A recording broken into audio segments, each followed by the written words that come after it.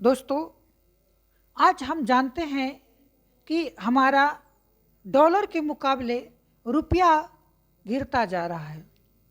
ये क्या है रुपया गिरता जा रहा है? इसको कैसे समझें? तो अगर हम आसानी भाषा में समझें कि क्या है, तो अगर कोई व्यक्ति, अमेरिका का कोई व्यक्ति किसी वस्तु को $1 में खरीदता है, उसी वस्तु को भारत को खरीदने के लिए, भारतीय करेंसी से खरीदने के लिए उसे 90 रुपया पे करना होगा।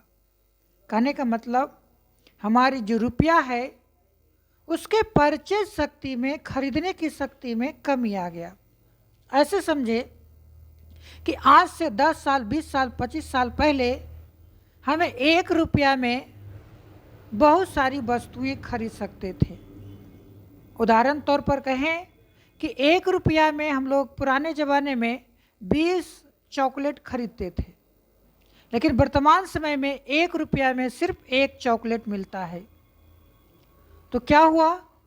तो हमारी जो मुद्रा है, हमारी जो रुपया है, उस रुपया के परचेज शक्ति में कमी आ गया, खरीदने की शक्ति में कमी आ गया। आपको मालूम होगा कि जब भारत के वर्तमान प्रधानमंत्री नरेंद्र मोदी जी जब गुजरात के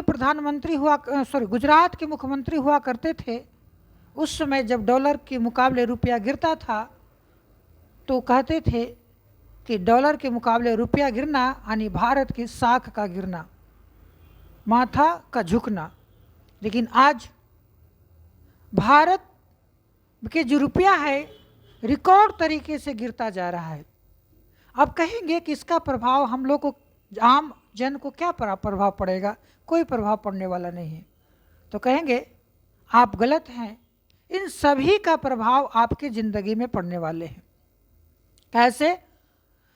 तो अगर कोई अमेरिकी वस्तु है या किसी भी प्रकार की वस्तु है, हम दूसरे देशों से आयात करते हैं और उस आयात दूसरे देश की वस्तु जो है वो महंगे हो जाएंगे। जैसे हम पेट्रोलियम का आयात करते हैं, दूसरे देशों से पेट्रोलियम मंगाते हैं, कच्चे पेट्रोलियम मंगाते हैं, और उस पेट्रोलियम को मंगाने में खर्च बढ़ जाएगा, जिससे भारत में पेट्रोल, डीजल, किरासन जो भी है वो महंगे हो जाएंगे और इसका प्रभाव हमारे माल ढुलाई पर पड़ेगा।